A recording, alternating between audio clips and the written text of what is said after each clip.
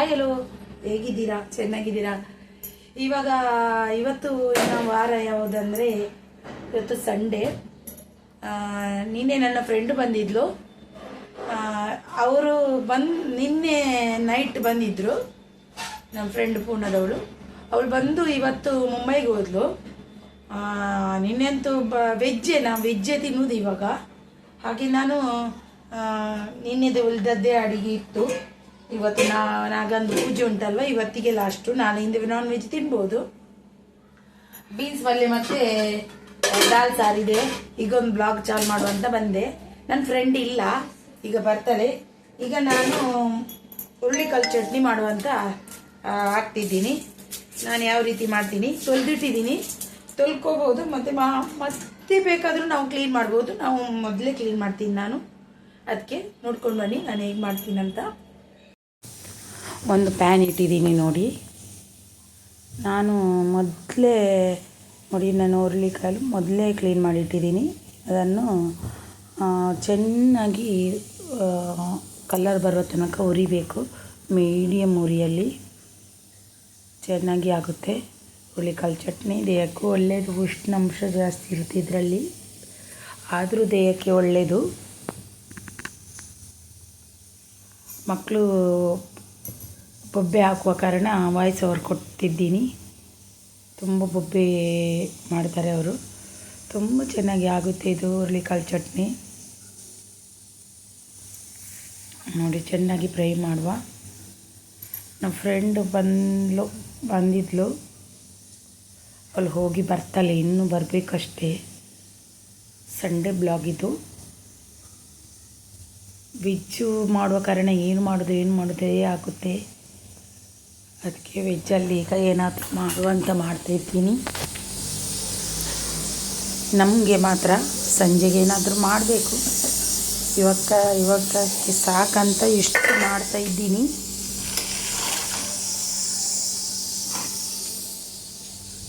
ಅದರಲ್ಲಿ ಕೂಡ ಮಕ್ಕಳ ಗಲಾಟೆ ಜೋರಿತ್ತು. ಅದಕ್ಕೆ ಸ್ವಲ್ಪ ವಾಯ್ಸ್ ಓವರ್ ಕೊಟ್ಟೆ.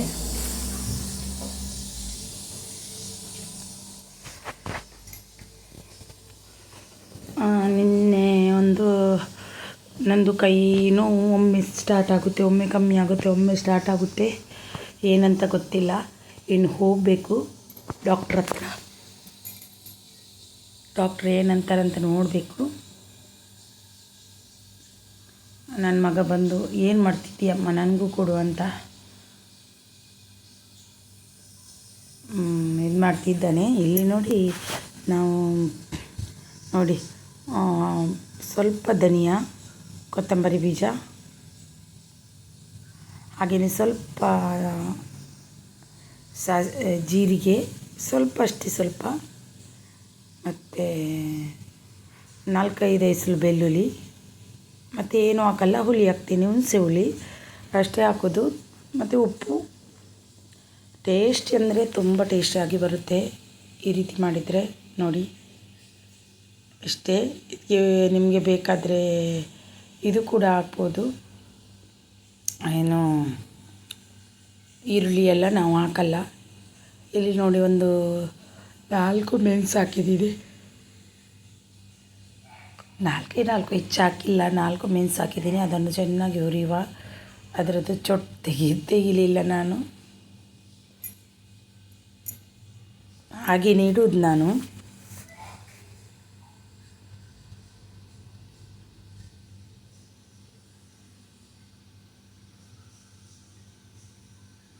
ಸ್ವಲ್ಪ ತೆಂಗಿನಕಾಯಿ ತುರಿ ಹಾಕ್ತೀನಿ. ತೆಂಗಿನಕಾಯಿ ತುರಿ ಹಾಕಲೇಬೇಕು, ಯಾಕಂದರೆ ರುಚಿ ಬರಬೇಕಾದ್ರೆ ತೆಂಗಿನಕಾಯಿ ತುರಿ ಹಾಕಲೇಬೇಕು. ಎಲ್ಲದಕ್ಕೂ ಸ್ಕಿಪ್ ಮಾಡ್ಬೋದು, ಇದಕ್ಕೆ ಸ್ಕಿಪ್ ಮಾಡಲಿಕ್ಕೆ ಇಲ್ಲ. ಇದಕ್ಕೆ ತೆಂಗಿನಕಾಯಿ ತುರಿ ಹಾಕಲೇಬೇಕು, ಯಾಕಂದರೆ ರುಚಿ ಬರುತ್ತೆ. ಇಲ್ಲಾಂದರೆ ಅದರಲ್ಲಿ ಟೇಸ್ಟ್ ಏನಿಲ್ಲ. ಹೀಗೇ ಹುರಿದು ಬಿಟ್ಟು ಕೂಡ ನಾವು ಸಾರನ್ನು ಮಾಡ್ಬೋದು.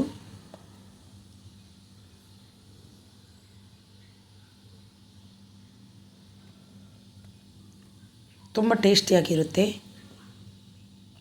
ತುಂಬ ಅಂದರೆ ತುಂಬ. ಇದು ನಾವು ನಮ್ಮ ವೈಟ್ ರೈಸಿಗಿಂತ ನಾವು ಬ್ರೌನ್ ರೈಸ್ ಮಾಡ್ತೀವಿ ಅಲ್ವಾ, ಅದಕ್ಕೆ ತುಂಬ ಅಂದರೆ ತುಂಬ ಟೇಸ್ಟಿಯಾಗಿರುತ್ತೆ. ಆದರೆ ನನ್ನ ಹತ್ರ ಬ್ರೌನ್ ರೈಸ್ ಉಂಟು, ಆದರೆ ಊಟ ಮಾಡುವವರು ಯಾರೂ ಇಲ್ಲ. ಅದಕ್ಕೆ ವೈಟ್ ರೈಸೇ ಮಾಡ್ತೀನಿ. ಬ್ರೌನ್ ರೈಸ್ ಊಟ ಮಾಡುವವರು ಯಾರೂ ಇಲ್ಲ, ಅದಕ್ಕೆ ಚೆನ್ನಾಗಿ ಫ್ರೈ ಆಗಲಿ. ಸ್ವಲ್ಪ ಮೀಡಿಯಮ್ ಉರಿಯಲ್ಲಿ ಫ್ರೈ ಮಾಡುವ ನಾವು. ಎಲ್ಲ ಮಸಾಲೆ ಐಟಮ್ಗಳನ್ನು ನಾವು ಮೀಡಿಯಮ್ ಉರಿಯಲ್ಲೇ ಫ್ರೈ ಮಾಡಬೇಕು. ನೋಡಿ ಆಯಿತು. ಇನ್ನು ಗ್ರೈಂಡ್ ಮಾಡುವ. ಸ್ವಲ್ಪ ಹುಣಸೆ ಹುಳಿ ಹಾಕಬೇಕು.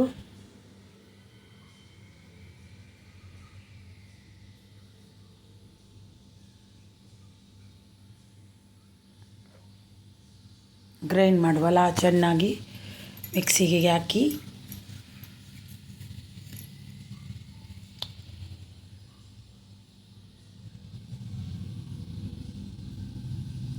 ಮಕ್ಕಳದ್ದು ಆಲ್ರೆಡಿ ಊಟನೂ ಆಯಿತು.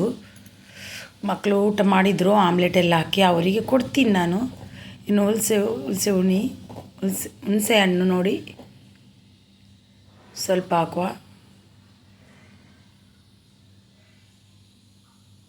ಸ್ವಲ್ಪವೇ ಸ್ವಲ್ಪ.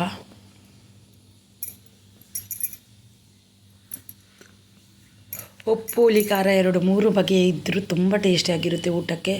ಅದು ಕೂಡ ಬೆಳ್ತಿಕಾಕಿ ಗಂಜಿ ಊಟ ಉಂಟು, ಬೆಳ್ತಿಕಾಕಲ್ಲ, ಬ್ರೌನ್ ರೈಸ್ ಗಂಜಿ ಊಟ ಉಂಟಲ್ವಾ, ತುಂಬ ಅಂದರೆ ತುಂಬ ಟೇಸ್ಟಿಯಾಗಿತ್ತು. ಹಲ್ದಿ ಹಾಕ್ತೀನಿ, ತುಂಬ ಟೇಸ್ಟಿ ಆಗುತ್ತೆ. ಆದರೆ ಏನು ಮಾಡೋದು, ನಾನು ಮಾಡಿಲ್ಲ, ನನ್ನ ಮಕ್ಕಳು ಬೇಡ ಬೇಡ ಅಂದರು.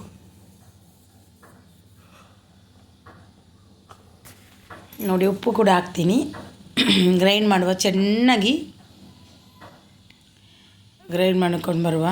ನೋಡಿ ಎಷ್ಟು ಚೆನ್ನಾಗಿ ಬಂದಿದೆ ಅಲ್ವಾ.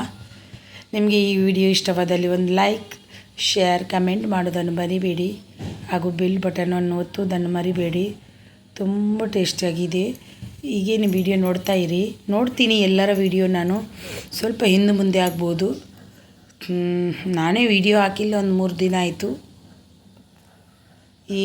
ಏನೂ ಸಿಗಲ್ಲ, ಅದಕ್ಕೆ ನಾನು ಹಾಕ್ಲಿಕ್ಕೆ ಹೋಗಿಲ್ಲ. ನೋಡುವ ಟೇಸ್ಟ್ ಅಂತೂ ಸೂಪರಾಗಿದೆ.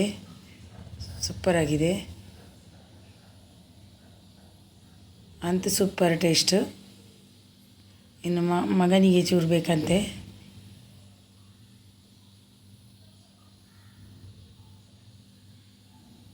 ಸೂಪರಾಗಿದೆ ಅಂತೆ.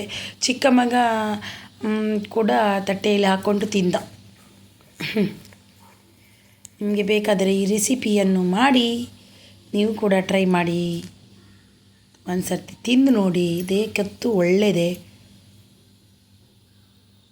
ಬಾಯ್ ಟೇಕ್ ಕೇರ್, ಬಾಯ್.